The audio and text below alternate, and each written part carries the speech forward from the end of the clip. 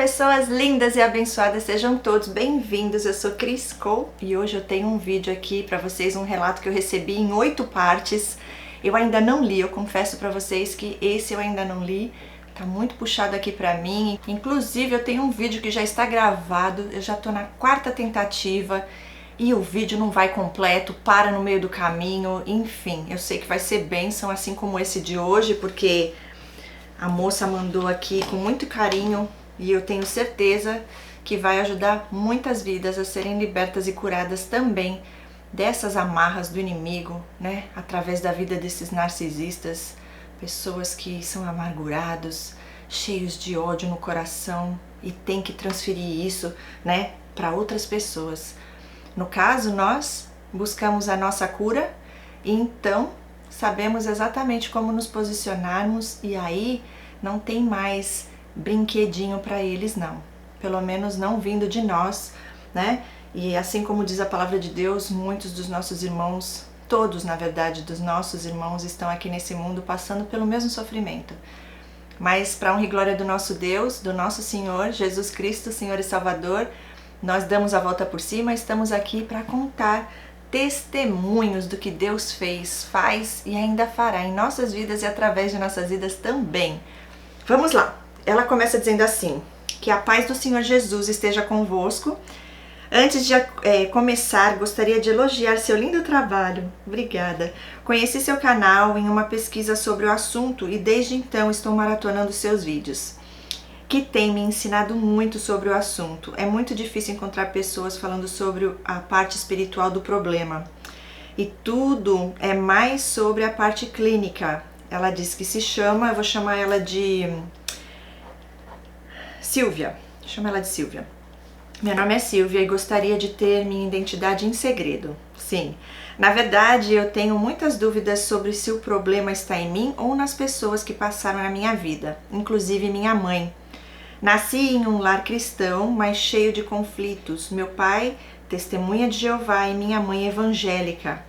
A única menina da casa criada junto de 3 irmãos homens, eu tenho mais 3 irmãs filhas de outros relacionamentos da minha mãe, as quais, quando nasci, já eram adultas e já moravam fora de casa. Meu pai era um homem muito ausente da família e nós só víamos ele nos finais de semana porque trabalhava em outra cidade. A minha mãe, sempre dona de casa, vivia reclamando do meu pai e sempre nos colocou contra ele.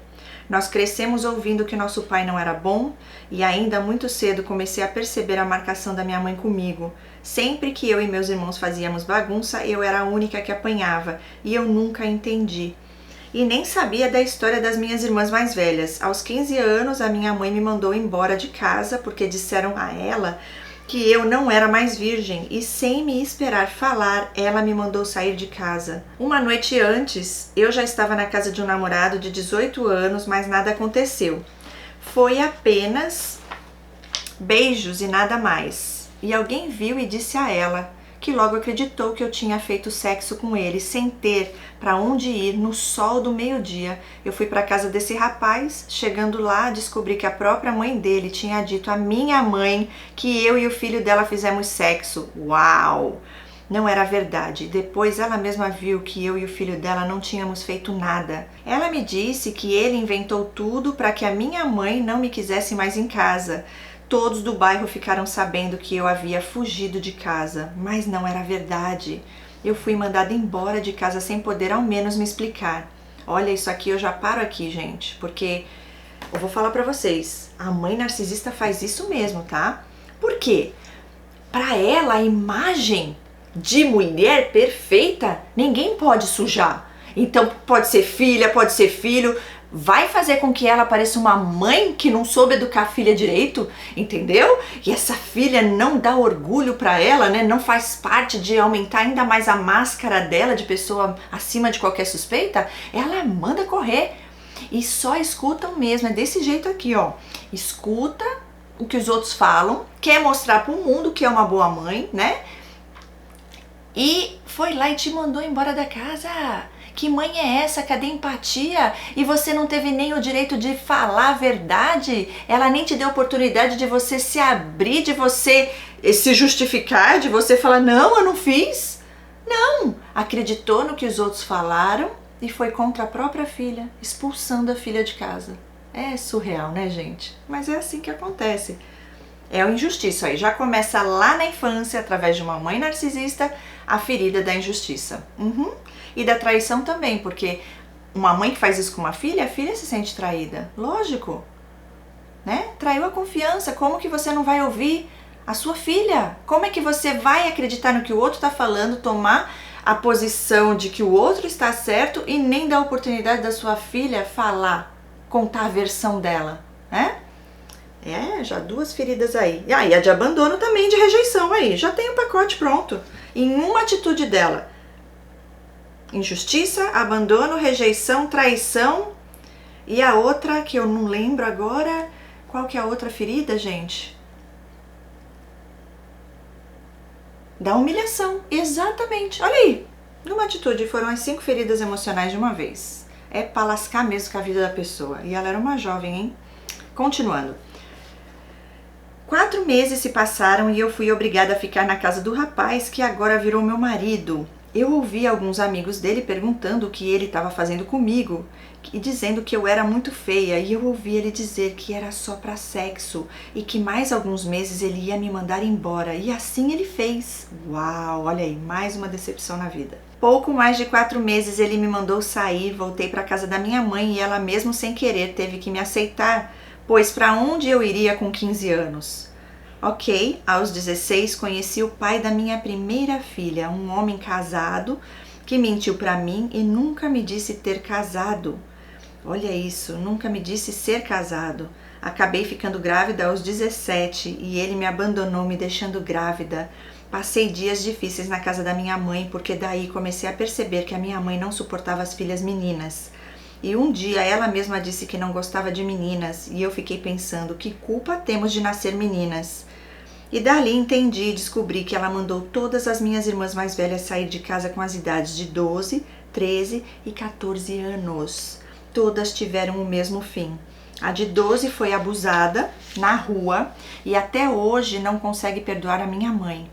Quando minha mãe ficou sabendo do abuso, ela disse: eu também fui abusada aos 9 anos e ninguém ligou, sendo muito fria e sempre defendendo os meninos que eram os queridinhos dela. São até hoje. E lembro de um dia emprestar um dinheiro que ganhava como babá das minhas sobrinhas para o meu irmão e ele não me pagou. Aquele dinheiro era tudo que eu tinha para comprar fraldas para minha filha, que nessa época já estava com 7 meses na barriga. Eu fui nas coisas dele e peguei o valor que ele me devia. Ao chegar do trabalho, ele notou a falta do dinheiro e me questionou. Eu prontamente falei que ele me devia, então eu só tinha pegado o que era meu, já que se passou da data e ele não me pagava. Ele invadiu meu quarto e pisou em todo o meu enxoval, que já estava lavado, esperando o nascimento da minha filha. Eu grávida, sem poder reagir à fúria dele, minha mãe sentada na cadeira de balanço, se balançando e assoviando em tom de deboche, e não fez nada. Parece que ela tinha prazer em ver ele pisoteando as minhas coisas, e ainda dizia que era bem feito para mim, que não devia ter pegado o que não era meu, e nesse dia chorei muito e me decepcionei muito com a minha mãe. Ela já tinha passado por isso na vida, já tinha estado grávida na casa do meu avô e ela contava como sofreu. Eu não entendia porque ela não me defendia e deixava o meu irmão fazer aquilo. Eu já te falo, é desse jeito mesmo. Nossa, aqui é uma mãe narcisista clássica, desse jeito. Olha só, elas são assim, né? Se vingam do mundo, não importa se é filha, se é filho. No caso aqui, o problema dela era com as meninas, né? Então ela rejeitou e torturou e abusou todas as filhas. Provavelmente esses abusos também devia vir da parte da mãe dela, ou a mãe dela era omissa, que nem ela, né? Agora, é desse jeito. Eu também fui abusada. Que é isso? Então porque você foi abusada, então a outra pode ser também? Tá tudo certo? É como se ela tivesse assim, pelo menos não foi só eu que sofri, entendeu? Eu fui abusada, mas também essa daí também vai pagar e sentir a dor que eu também sinto. Por quê? Porque não passa pelo processo, deixou a raiva, a amargura entrar, é onde o inimigo tem a brecha para habitar. Olha, até rimou. E é isso aí. Agora essas filhas, meu Deus do céu, quanta injustiça, quanta maldade, quanta falta de amor no coração, pela própria filha, pelas próprias filhas, né? E aí depois, olha só, ela grávida e ela não fazia nada. É desse jeito. Ainda falava, bem feito, quem mandou? Ainda acha que o outro estava certo. Ele que não pagou ela, ele que estava devendo, e ela ainda defende a pessoa errada. É demais. Outro narcisista, teu irmão, provavelmente, né? Continuando. Os dias se passaram e eu não contei no início, mas eu tinha uma quarta irmã que faleceu e deixou um casal de filhos que ficou aos cuidados da minha mãe. E eu peguei a minha sobrinha de 10 anos com o meu irmão mais velho na cama. Minha sobrinha de 10 anos com o meu irmão mais velho na cama, gente. Estavam se tocando, vi a cena e chamei a minha mãe. Meu irmão na época tinha 19 anos, mas ela pegou a minha sobrinha de 10 anos e deu uma surra nela, enquanto meu irmão saiu ileso. Não entendi porque ela não denunciou ele. Aquilo era crime, mas ela abafou para proteger meu irmão. Gente, é surreal. Tive a minha filha na casa dela e fiquei lá até arrumar um outro marido. Olha só, eram meus 3 irmãos, meus pais, meu casal de sobrinhos, eu e minha filha na mesma casa. Passávamos aperto porque a comida nunca era o suficiente. O meu único trabalho era cuidar das minhas sobrinhas para ganhar alguma coisa e minha mãe vivia maldizendo meu pai, que não tinha nenhuma reação. Para ele era mais fácil ficar quieto e nós sempre ficávamos do lado da nossa mãe. Naquela época eu não conseguia ver como ela era abusiva com ele e eu nem entendia o que era abuso. Eu já tinha saído da escola sem terminar os estudos para me dedicar à minha filha, mas era um tormento viver na casa da minha mãe sendo atacada diariamente por ela e por meus irmãos. Um dia eu reclamei porque não tinha um creme de cabelo e ela disse que eu não tinha porque não queria, que toda mulher já nascia com um trabalho embaixo das pernas. Meu Deus do céu, e não ganhava dinheiro se não quisesse. E eu ouvi aquilo e na hora não entendi, fiquei confusa e só vim entender anos mais tarde sobre o que ela queria dizer. Dizendo pra você ser prostituta, né? Repreendido em nome de Jesus. Diante de tanta pressão dentro da casa dela, em um dia estressante pra mim, eu gritei que naquele ano eu arrumaria ao menos um doido pra me casar e me tirar da casa dela. Era uma noite de final de ano e naquela mesma noite meu irmão trouxe um doido para minha casa, provando assim como as palavras têm poder. Aquele rapaz aparentemente legal trabalhava com meu irmão e veio passar a virada de ano com a minha família, a convite do meu irmão. Logo que o vi, não senti nada, mas depois que conversamos na primeira noite já senti que não seria a última vez. E depois dali começamos a namorar. Foi tudo muito rápido porque eu só queria escapar da casa da minha mãe. Em um momento de desespero eu falei que sairia com qualquer doido. Em apenas um mês eu fui morar com esse rapaz sem o conhecer direito e sem pensar, apenas para fugir da minha mãe, que por sua vez estava dando graças a Deus por eu sair da casa dela aos 21 anos. Olha isso, gente. Que triste, né? Ai, Senhor. Agora, isso é muito mais comum do que a gente possa imaginar. O que eu vejo em atendimentos, inclusive, isso acontecer, que a mulher logo casou e aí pega outro que é narcisista também, sai da mãe narcisista para ir agora para um marido narcisista. É desse jeito, gente, até Deus entrar, revelar para libertar, né? Porque ele tem propósito maior. Olha só essa jovem já passando por tantas coisas. Quando a gente vai pensar que uma mãe faria isso com a filha, né? E ela diz, um mês depois de me mudar da casa dela para casa dele, tivemos uma briga e nessa briga ele me agrediu e deformou minha boca com um soco. Meu pai do céu, um mês depois, não é nem tempo de ser descansado, os traumas da tua mãe, já vem ele te traumatizar também. Me manteve 4 dias trancada dentro de casa, sem poder sair para ninguém ver o que ele tinha feito. Ele não saía para trabalhar porque tinha medo de eu sair e alguém me ver com a boca ferida da agressão dele. As pessoas chegavam chamando, mas eu não podia responder, estava com vergonha de sair também. Então me mantive dentro da casa até a minha boca desinchar. Depois ele me pediu desculpas e eu o perdoei. Aquilo era melhor do que estar na casa da minha mãe. Olha isso, gente. Era melhor tomar soco na cara do marido do que estar na casa da tua mãe, né? Gente do céu. É o prêmio de consolação. Onde já se viu que isso é uma vida para se viver aqui, né? Pelo amor de Deus, é um pior que o outro. Ela perdoou e continuou lá. E ela diz: eu havia deixado a minha filha com a minha mãe. Ah, não, não piora as coisas. Meu pai do céu. Pronto, agora vai traumatizar tua filha. Eu achava muito cedo para ela. Ai, meu Deus, para levá-la para a companhia de alguém que eu não conhecia direito. E um dia de manhã estávamos dormindo e fui acordada com um berro assustador. Era meu marido tendo uma convulsão. Ele estava em crise de epilepsia. Olha isso! Que até então eu não sabia que ele tinha, que em seguida achei uma bula de remédio para controle dessa doença e o questionei do porquê ele não ter me contado antes. Ele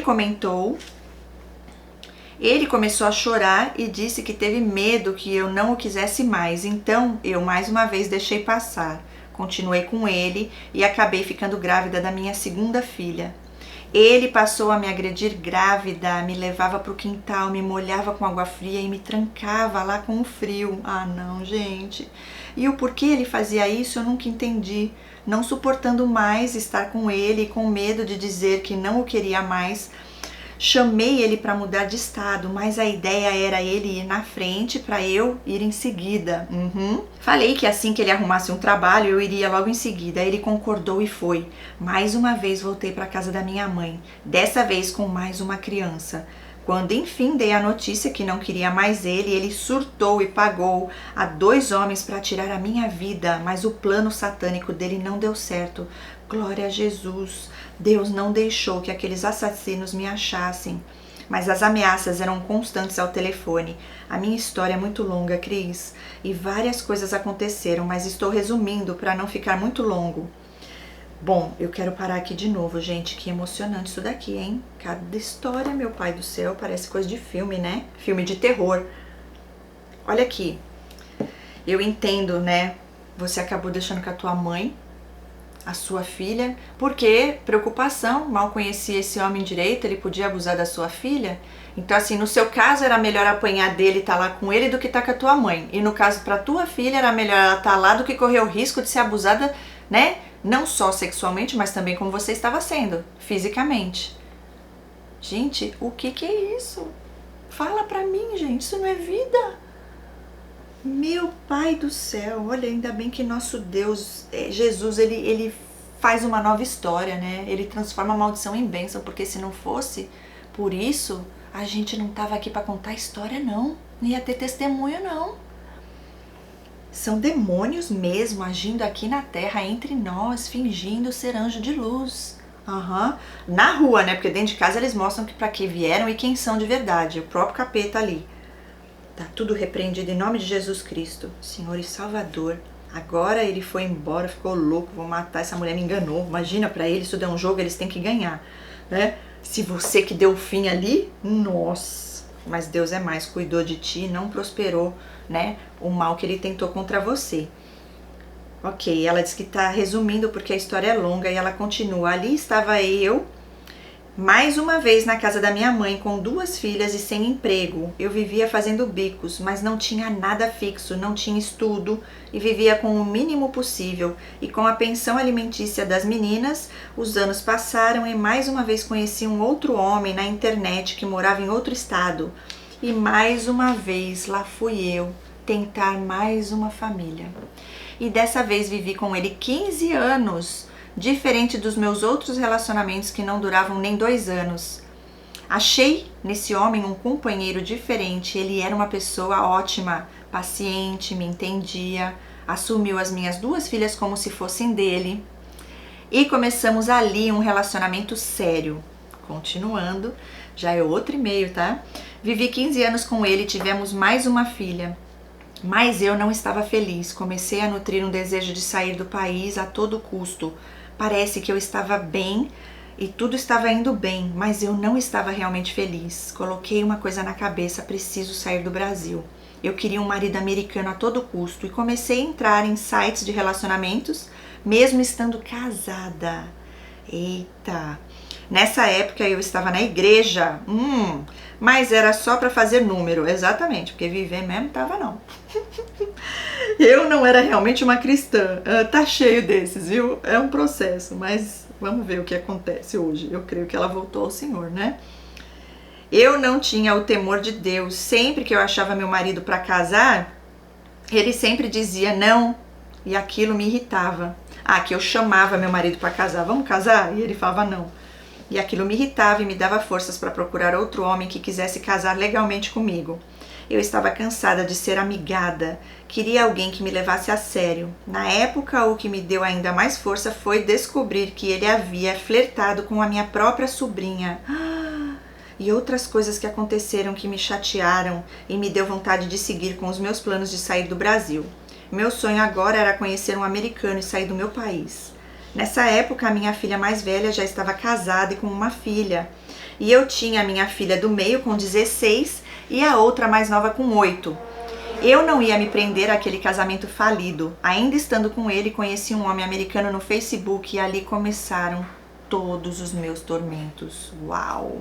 Esse homem foi a força que eu precisava para dar um fim no meu casamento e assim eu fiz. Meu marido foi embora de casa e eu senti que agora estava livre para fazer o que eu quisesse. Estava muito rebelde e o temor de Deus já não havia. Comecei a beber, fiz tatuagens, parecia que eu havia esquecido que precisava de Deus na minha vida. Eu e esse americano começamos um namoro online.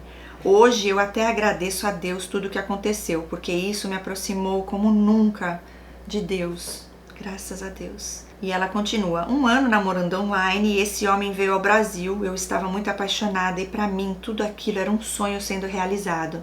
Mas antes dele pisar no Brasil eu tive um sonho. No sonho eu achava um menino esquelético na rua e eu pegava na mão dele e o levava para minha casa. Aquele menino tinha um olhar vazio. Eu o levava para casa e lá minha mãe perguntava o que era aquilo e eu dizia, não sei. O que é isso? E a minha mãe falava, isso é o demônio. Depois disso acordei, mas para minha vida, do jeito que estava, eu não dei importância. Não entendi como um aviso de Deus para mim e recebi aquele homem no aeroporto toda feliz, como uma adolescente apaixonada que não via o perigo de nada. Tudo o que eu queria era um marido americano que me tirasse do Brasil. Gente, é nessas brechas que o inimigo entra, viu? Nesses desejos dos corações. Né? Em busca de sei lá o que não é Deus. E aí a gente vai só se lascando mais e mais e mais, vai piorando o negócio, até onde a gente chega no fundo do poço e a gente clama e pede socorro, pelo amor de Deus, tem misericórdia, Senhor. E aí, né, que ele entra na história e aí tudo muda pra melhor, né? Porque até então você tá vivendo inferno na terra achando que é o paraíso. Ok, ficamos juntos por 8 dias, ele conheceu minha família e tudo parecia perfeito. Eu estava apaixonada, tivemos umas bandeiras vermelhas, mas eu achava tão fofo os ciúmes dele. A autoridade que ele tinha sobre mim era tão sexy e eu nunca tive um homem assim. Ele era ciumento e eu também. Era lindo aquilo pra mim, porque eu entendia como cuidado e zelo, coisa que eu não conhecia com os outros que tive. Ele voltou ao país dele e eu fiquei chorando. Como seria a minha vida agora que eu conheci o verdadeiro amor da minha vida? E ela coloca kkkk. Pensava eu, aquele homem voltou e se tornou o meu pesadelo. Uau! Nessa época comecei a trabalhar numa doceria e ele não me deixava trabalhar, me ligava o dia todo, queria saber que horas cheguei, com quem estava. Por vezes queria que eu filmasse onde eu estava em tempo real.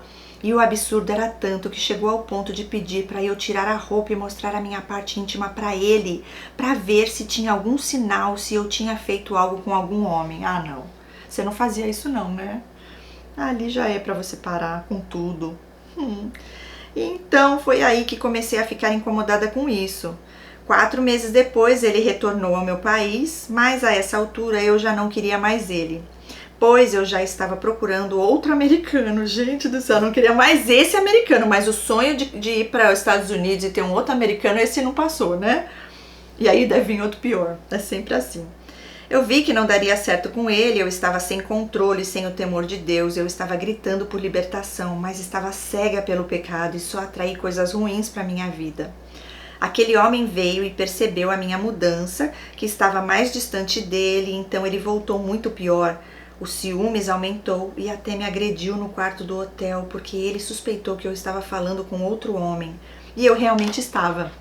Mal sabia eu o que me esperava. Depois que ele foi embora, terminei nosso relacionamento por telefone. Tive medo de terminar com ele no Brasil, temendo o que ele poderia fazer comigo. Sim. Conheci o americano número 2, o segundo americano. Eu estava cegamente decidida para sair do Brasil. Eu precisava morar em outro país e eu seguia com o meu plano sem ver o que estava atraindo. Posso adiantar para vocês que essa é a última parte da história e o meu real encontro com Jesus. Glória a Deus por isso. Eu não conhecia Jesus mesmo nascendo em um lar cristão. Eu não conhecia Jesus até sair do Brasil. Uau! E agora ela mandou outro e-mail, continuando. Aqui foi onde conheci meu melhor amigo, meu amigo fiel, aquele que morreu por mim, aquele que me ama incondicionalmente, Jesus, o amor da minha vida. Tudo que sou hoje foi graças à misericórdia de Deus. É verdade. O segundo americano, perfeito, romântico, do tipo que manda flores mesmo, estando do outro lado do mundo. Conversei com esse homem e no segundo dia de conversa me pediu em casamento. Uau! Eu disse sim, claro, e eu não estava nem aí se ele era sério ou não.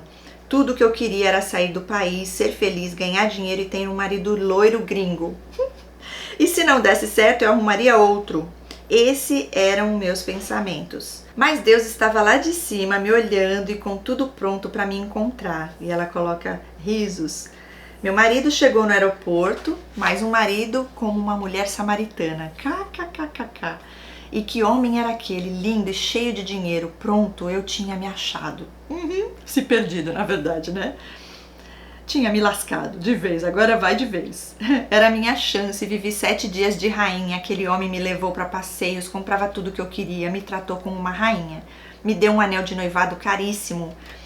Eu que vim de uma família pobre usando um anel de 30 mil. Meu Deus, é com esse que vou casar.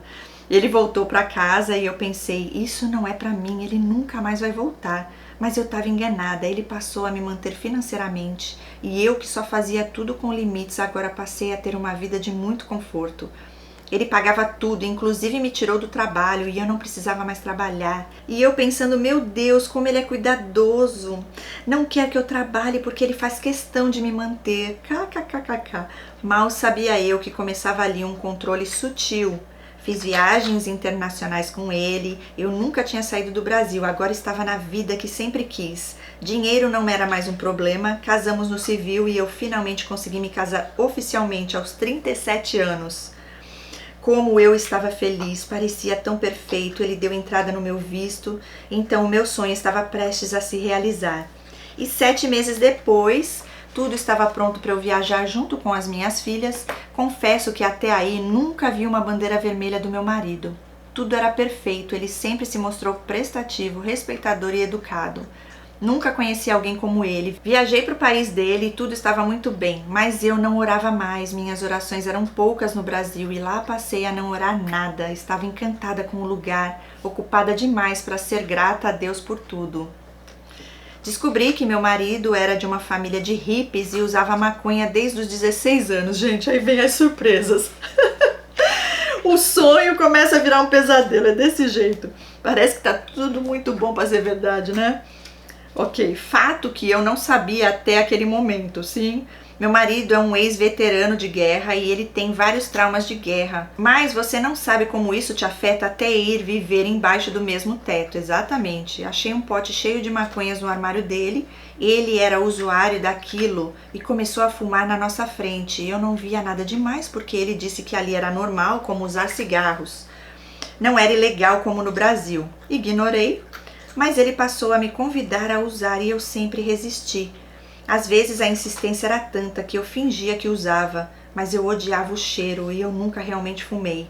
E um dia ele, sabendo que eu não suportava a fumaça e o cheiro, me ofereceu uma bala de maconha, era um doce.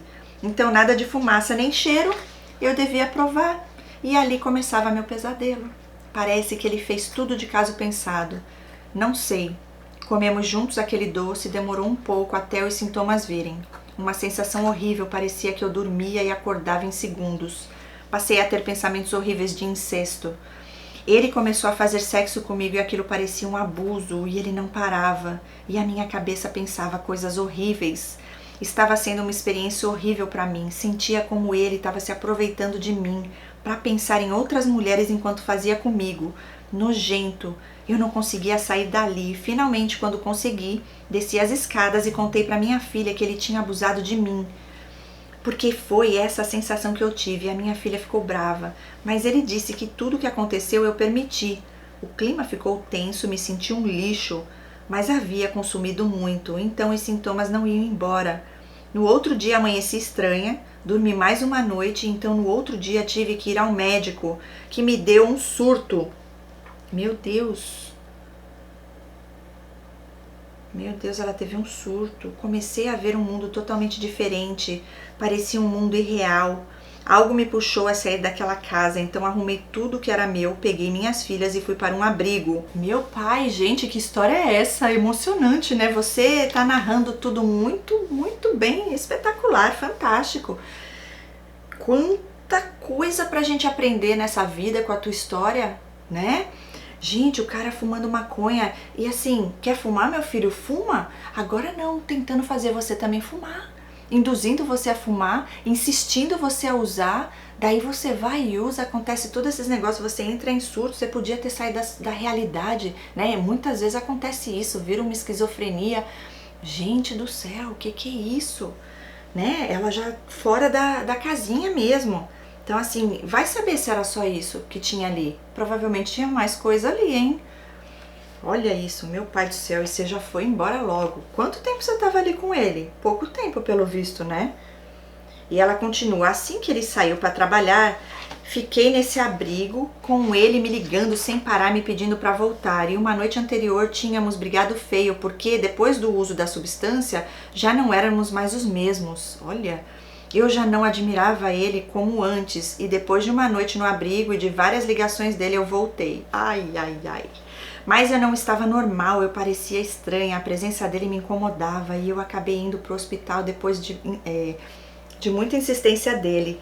Mas lá nada foi feito porque eu estava em um quadro de estresse e eles não podiam me manter lá. Fui mandada para casa e ao sair e ver ele lá fora comecei a passar mal. A presença que estava ali era surreal, era algo que me incomodava e me fazia me sentir muito mal. Enjoada e com medo, era uma presença maligna. Ele não estava só, o olhar era de deboche e destruição e eu não tinha forças para nada. Estava há dias sem comer, vendo minhas filhas nessa situação, meu genro estava lá e isso ajudou porque ele cuidou das minhas filhas enquanto eu estive fora de mim. Fui levada mais uma vez para casa e lá tudo continuou. A sensação era de morte, era uma presença ruim constante. À noite comecei a sentir que algo ia acontecer e lembro que subi as escadas e tentei me deitar, ele chegou e eu acho que ainda estava sob o efeito do que consumi, não sei direito o que estava acontecendo e logo ele perguntou se eu queria ver uma arma que ele tinha que ficava no cofre embaixo da cama. Falei que sim e nesse momento eu escutei nitidamente uma voz dizendo: não pegue essa arma porque você está sendo manipulada. Foi muito claro. Não dei ouvidos, ele abriu o cofre, que só abria com o dedo dele, e então eu peguei a arma e apontei para ele. Meu Deus do céu, só que ele sabia que não tinha balas ali. Havia pegado outras vezes antes daquele dia. Ele desceu as escadas correndo até meu genro e minha filha e gritou: ela tentou me matar, e fiquei surpresa porque foi ele mesmo que abriu o cofre. Ele sabia que não tinha balas e não demorou muito até eu ouvir sirenes. Olhei para minha filha e disse: é para mim. E ela disse: não, mãe. E eu disse sim, ele chamou a ambulância para me levar, porque ele queria a todo custo me mandar para um hospital psiquiátrico.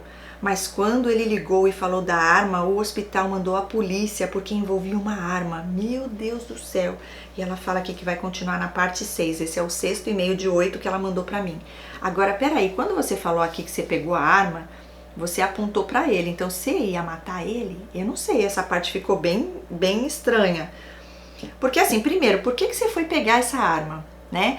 Ele realmente planejou tudo, porque você ainda estava fora, né, da sua consciência normal, tendo um surto mesmo, porque eu creio que como acumulou tantos traumas da tua infância, todas as coisas que você passou, perseguição, começa a virar uma paranoia, e aí você passar por toda essa loucura desse, né, uso de substância e lembrar de flashes ali, de coisas, você sentiu estuprada, né, abusada. E daí, pronto, você já começou a achar que o homem ia fazer algo, né? E você já pegou essa arma. Pelo que você fala aqui, do jeito que você fala aqui, você apontou a arma pra ele. Ele sabia que não tinha bala, mas você não, né? E provavelmente ele fez isso porque ele já imaginou que você ia tentar fazer algo assim e era o que ele precisava para poder, né, te colocar na cadeia. Vamos ver se você foi ou não. Meu pai do céu, que é isso? Ok, na minha porta estavam 2 carros de polícia como se eu fosse uma criminosa. Ele se comportando como um lunático no canto da sala, sentado sem mostrar nenhuma reação ao ver a polícia me levando algemada. Não entendi até hoje porque eu saí tão tranquila, parecia que estava sendo efeito de sedativo. Minha ficha só caiu na prisão, onde eu chorava 24 horas por causa das minhas filhas que tinham ficado com ele. Eu não sabia do que ele era capaz e eu só fiquei mais tranquila porque meu genro estava lá. Fiquei naquele lugar 4 dias sem tomar banho, sem comer, só chorando. Lembro de um dia que eu só chorava, já sem esperança, porque ninguém me dava notícias das meninas. E eu disse a Deus, ok, Senhor, se não vou mais ver as minhas filhas, eu posso morrer. Qual sentido vai ter a minha vida sem elas? E eu me culpava o tempo todo, afinal eu tinha colocado elas nessa situação. Chorava sem parar, os policiais gritavam, stop, stop. Não adiantava, eu só pensava em minhas filhas e creio que eu ainda estava sob efeito da droga que eu consumi. Um policial, enfim, resolveu me ouvir e eu disse a ele que tudo o que queria era ouvir a voz das minhas filhas e saber como elas estavam. Ele entendeu e fez uma ligação para minha filha, falei com ela e me senti melhor. Fiz uma pergunta que só nós sabíamos e então era mesmo a minha filha. Fiquei mais calma, sabendo que elas estavam bem e que meu genro estava cuidando das 2. Elas não estavam sozinhas com meu marido e isso me deixava um pouco melhor. Depois de 4 dias, fui transferida para a área geral da prisão, onde ficava todas as mulheres daquele lugar. Fiquei com medo, porque eu ia ficar no meio de criminosas. Eu nunca fiz nada errado na vida para estar ali naquele lugar, eu só chorava. Mas eu senti que era uma escola para eu me lembrar de onde eu vim. O Espírito Santo começava a me dar pensamentos. Isso vale a pena para você? E ela põe um ponto de interrogação. O que é agora sem Jesus? E o país que você tanto sonhou, o que ele pode te dar? Realmente vale a pena? E no dia que pedi para morrer, eu lembro que baixei a minha cabeça na mesa. Naquele dia a prisão estava barulhenta, mas nesse momento tudo ficou em silêncio. Comecei a ouvir uma melodia muito bonita ao som de trombetas e harpas tocando.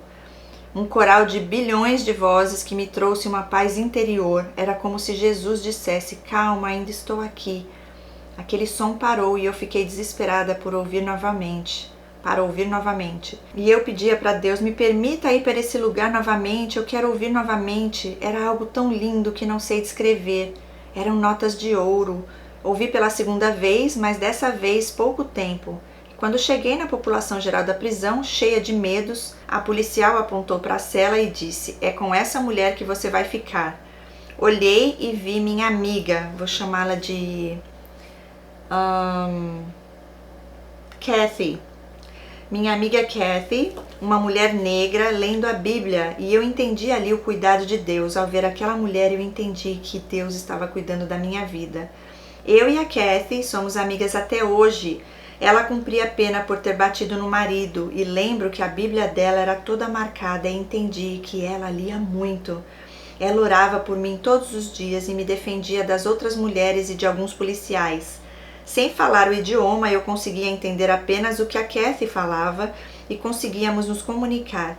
Os dias se passaram e eu tinha um advogado público agora precisava tirar a minha acusação de tentativa de homicídio e foi disso que fui acusada pelo meu próprio marido dos sonhos.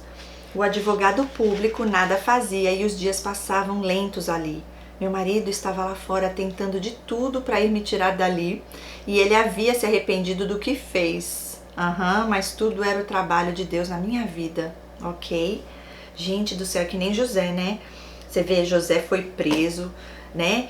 E em todo o tempo Deus cuidando dele, né? Aonde ele estava, alguém vinha, Deus usava alguém para cuidar, né? Então, mesmo diante de todas as aflições dele ter passado por tudo que passou, ele sempre teve o cuidado, a proteção de Deus na vida dele. E é assim eu vejo acontecendo na sua também. Gente, que história é essa? Você imagina? Você tá num país achando que você tá realizando um sonho, você vai para dentro da casa de um homem que você começa a perceber que o cara é um louco drogado, né? Mau caráter, Agora tuas filhas lá, ainda bem que o teu genro, você vê, Deus já sabia de tudo, né? Então Deus já enviou o seu genro junto, porque senão acho que você ia enlouquecer. Tem gente, isso acontece. Tem pessoas que entram em surto psicótico por conta de traumas absurdos. A pessoa sai da realidade e não volta mais. Não volta mais. Tem várias clínicas psiquiátricas cheias dessas pessoas, gente. Meu pai. Mas enfim, Jesus tá aí, né? Pra mudar a tua história. E ela continua: meu marido já não sabia mais onde ir, nem tinha dinheiro para pagar advogado, nem fiança, que essa já não podia mais ser paga. Os dias de pagar a fiança para eu sair já tinham passado. Agora só um advogado poderia me ajudar. Meu marido contou que estava sentado na frente da Defensoria Pública depois de ouvir do promotor que não tinha mais como me tirar de lá. Só precisava esperar mesmo pelo advogado. E os advogados públicos de lá nada faziam, eram lentos e com muitos casos para resolver. Eu poderia pegar 5 anos de prisão ou até mais. Ele sentado sem saber o que fazer, de repente alguém toca no ombro dele e pergunta o que estava acontecendo. Aquele homem viu que o meu marido saiu desapontado lá de dentro e foi ver o que tinha acontecido. Ele disse que estava desesperado tentando reparar um erro que fez comigo e agora já era eu que ia acabar descendo para a prisão onde você fica até cumprir a pena. Ele apertou a mão do meu marido e disse: eu sou o melhor advogado da cidade e eu vou tirar a sua esposa de lá. Meu marido disse que não tinha grana para pagar, mas ele disse que ia fazer um preço que não teria como ele não aceitar. E assim meu marido foi ao escritório e ele começou a me defender. Encontrei o advogado pela primeira vez e ele me garantiu que eu sairia dali em menos de uma semana. Uau! Eu não acreditei, porque eu já não acreditava em mais nada. Eu não acreditava em nada que aquelas pessoas me falavam. Realmente, no dia que ele falou, ele conseguiu me tirar dali. Uau, gente! Mas eu não tinha para onde ir e quando saí pelos portões, quem estava lá de braços abertos? Ela põe um ponto de interrogação: meu marido. KKKKK, aquele que me denunciou para viver naquele lugar sujo e humilhante. Meu pai do céu. Lembro que enquanto os policiais me pisavam no rosto, em um dos momentos que passei, eu gritava por Deus e a resposta vinha imediatamente.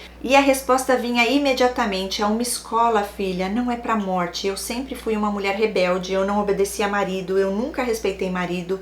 Eu era meu próprio chefe, não queria ninguém mandando em mim e meu marido queria fazer isso. E ele não queria que eu trabalhasse, não queria que eu saísse sozinha, assim que cheguei no país dele. Ele queria me controlar e eu não era fácil, mas quando saí daquela prisão eu saí diferente. Mas eu não queria mais ficar com meu marido, eu acho que ele foi muito abusivo comigo. Como eu iria ficar com aquela pessoa? Voltei para a casa dele, o único lugar que tinha no momento, e voltei com uma decisão: juntar o dinheiro da passagem e voltar para o Brasil com as minhas filhas. Esse era meu plano. Gente, olha só os planos mudando, né? E ela continua: mas um dia, ouvindo a rádio evangélica, Deus usou a irmã na rádio para dizer assim: tu, mulher, não vai a lugar nenhum. Eu tenho algo com você e com esse homem. Tem paciência que esse homem vai ficar na tua mão. Ali senti Deus falando comigo. Eu olhava e na hora o Espírito Santo falava comigo: ame e perdoe. E ela fala: kkkk, como posso perdoar esse ser? Como? Perguntava eu a Deus, mas a resposta era só essa: ame e perdoe. E ela põe de novo: kkkk. Afinal, eu procurei aquilo, saí da prisão focada e entendi o recado de Deus para minha vida. Eu liguei para o meu pastor no Brasil e pedi para ele orar por mim. Eu queria aceitar Jesus de novo. Ele orou e a partir dali comecei uma vida de jejum e oração com um único propósito: voltar ao meu país, com o meu marido ou sem. Eu queria voltar e um dia chamei meu marido para voltar e ele disse que não, porque não podia largar o trabalho. Eu não briguei, não disse nada, porque, como eu disse, eu saí completamente diferente daquele lugar, parecia uma nova pessoa. Eu entendi o recado de Deus e entendi que ele não me queria ali. Meu marido seguia relutante, não queria vir comigo e um dia ele amanheceu com uma dor no braço e ela põe kkkk. Foi trabalhar reclamando, no outro dia seguiu com a dor que nada fazia passar, tentou de tudo, de um braço passou para o outro e dos braços passou para as costas. Então o médico disse: ou você para de trabalhar ou vai atrofiar esses braços. Então foi aí que ele disse: agora não tem mais jeito, preciso voltar para o Brasil, porque aqui com o dinheiro de aposentadoria não dá para viver. E então eu senti que sim, era um sim de Deus e eu precisava voltar. Voltei para o Brasil com as minhas filhas, em seguida ele também veio, e a primeira coisa que ele me disse quando desceu do avião foi: pronto, estou no Brasil e agora estou nas suas mãos. E me fez lembrar do que a irmã tinha falado lá atrás, que ele iria ficar na minha mão para que eu tivesse paciência. O homem que me privava de sair de casa, que me privava até de caminhar sozinha, hoje parece outro homem. Confesso que quando estive fora senti muita sede de estar na igreja, de estar cultuando com os irmãos, e Deus me fez sentir sede de estar na casa dele.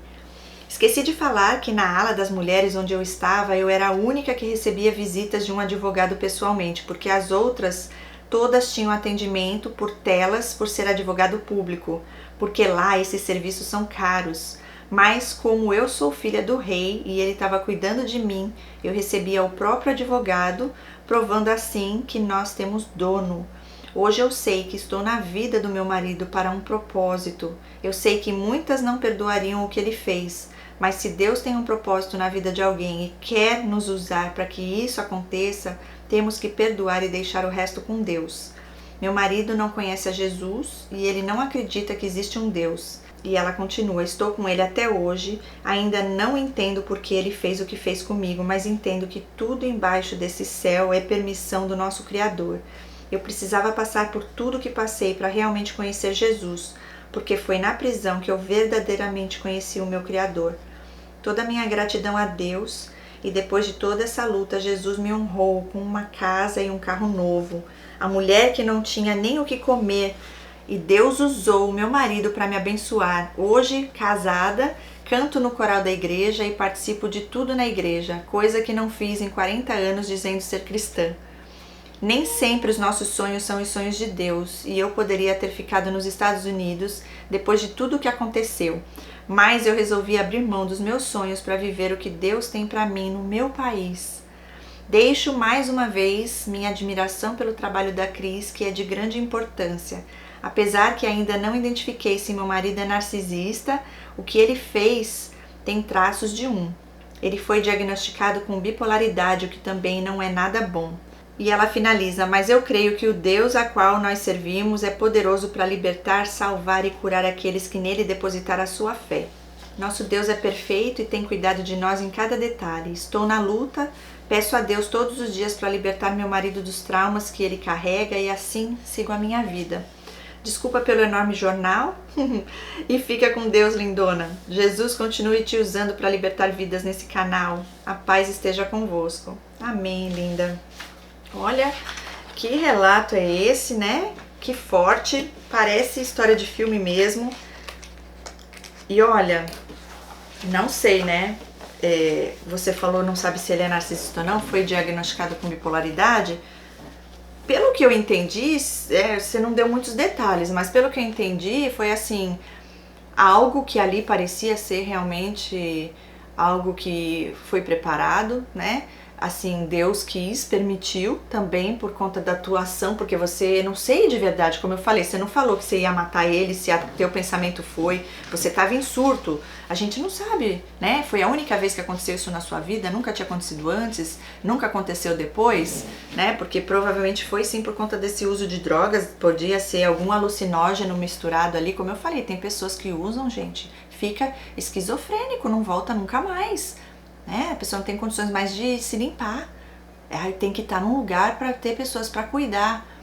Então assim, Deus teve misericórdia da tua vida sim, e de verdade, né, você conseguiu entender tudo, porque foi preciso você passar por isso, como você mesma falou, você não aceitava as coisas, não é que você tem que aceitar, porque assim, abuso não tem que aceitar mesmo, mas pelo que você falou, talvez você fosse bem reativa por conta também dos seus traumas, e não sei se em você existia também algum tipo de transtorno, talvez, ou se foi mesmo só um surto por conta, né, desse uso de substâncias. Enfim, o que importa é que a tua história de vida foi o que mais marcou, né, e o que Deus fez te trazendo de volta, assim você permitindo e reconhecendo, né, e perdoando E hoje você está aí vivendo, né, uma vida em Cristo Jesus.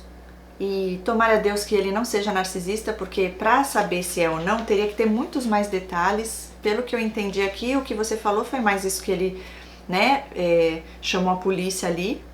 A gente não sabe a intenção no coração de verdade, porque narcisista faz intencionalmente para causar esse mal a ti. Pode ser que realmente você estava num surto e ele... Pra que ele ia então te mostrar a arma? Tem coisa estranha aí, né? Mas Deus sabe de todas as coisas e ele vai te mostrar, né? Se assim for, a gente não sabe. O que importa é que hoje ele tá aí com você. Deus te tirou de lá, gente. Isso realmente foi um milagre de Deus. Você poderia ter ficado 5 anos presa. Você ficou 1 semana. Eu queria saber essa sua amiga lá, que eu dei nome de Kathy, né? Se ela também saiu. Quanto tempo ela ficou, né, por ter batido no marido. Interessante isso, gente. Interessante mesmo. É surreal as histórias que a gente lê aqui. Mas olha, não sei se ela é narcisista ou não. Sei que os outros lá que você teve relacionamento, um pior que o outro, né? Uma loucura só. Tua mãe, então, não tenho nem dúvidas. Mas esse último aí, teria que ter mais detalhes. Porque a gente sabe que o transtorno tem todo o envolvimento entre a falta de empatia, manipuladores, mentirosos, é uma patologia, eles mentem que nem sentem, né? É uma história mirabolante que eles inventam o tempo todo, mente sem nem precisar, sabe? O que mais? Aquela coisa de grandiosidade, de achar que tem o direito de tudo, então... De verdade, é só Deus mesmo para te dar essa confirmação, né? Continue assistindo os vídeos, faz terapia se você puder, se assim Deus confirmar o seu coração, porque precisam tratar as feridas, né, desde a tua infância. Eu falo assim, gente, é a tricotomia, né? É o corpo, alma e espírito. O nosso corpo, que é templo de Deus, que usamos dele para glorificar o nome do Senhor, precisa estar bem cuidado e buscamos fazendo exames, cuidando da nossa alimentação, do nosso sono, né, exercício físico e tudo mais que a gente sabe que é importante, suprindo com vitaminas quando é preciso, enfim, cuidar do físico, o emocional que é em terapia com nós, que somos uma equipe do Senhor aqui na Terra, que somos terapeutas cristãos, que isso faz toda a diferença, porque só Deus e Jesus têm o poder de transformar e curar e libertar definitivamente, o resto é tudo mais um pouquinho de ilusão e alívio. E o espiritual, que é na presença do Senhor, é lendo da palavra, é tendo essa intimidade, relacionamento com o nosso Deus direto na fonte da vida, onde congregamos também. E isso tudo, né, que faz a gente ter um equilíbrio nessas áreas para que a gente possa de verdade estar servindo ao nosso Deus de uma forma excelente, né? Então, graças a Deus que teve um final feliz, né? E se Deus quiser, ele também será convertido de verdade, terá um encontro, uma experiência com Deus e que seja bênção, né? Esse homem na sua vida, na vida das suas filhas e um exemplo de superação, né? E de aprendizado, porque veja só como você falou, você teve muitos sonhos e queria com a força do seu braço conquistar e foi sem olhar, sem ver os riscos, sem orar. E aconteceu que você chegou no fundo do poço e lá então, né, você se rendeu aos braços do Senhor e Ele te honrou, né, te libertou, teve misericórdia e hoje você está aí contando para nós. Deus continue te guardando, protegendo e livrando de todo mal. Beijos no seu coração e no coração de todos vocês que estão aqui. Compartilhem, deixe seu comentário e mande seu relato também se você tem algo que vai agregar aqui no canal e ajudar e edificar a fé, algo que você superou, né? Também eu gosto, né, gente, na imersão The Battle que está chegando, nós teremos tudo isso. O importante é a gente saber como o inimigo age, quais são as iscas que ele tenta lançar, né, as armadilhas que eles tentam colocar pra gente cair ali. E também o principal, como é que a gente faz para nem chegar até lá, pra gente se blindar, né? Tudo isso tem um processo e estamos passando por ele. E um dia, né, em breve, eu creio que se assim for a sua vontade, a vontade de Deus acima de tudo, você também estará ajudando outras pessoas na área emocional, na saúde emocional. Libertador. Deus abençoe. Fiquem com Deus. Até o próximo vídeo, até o próximo testemunho aqui no canal.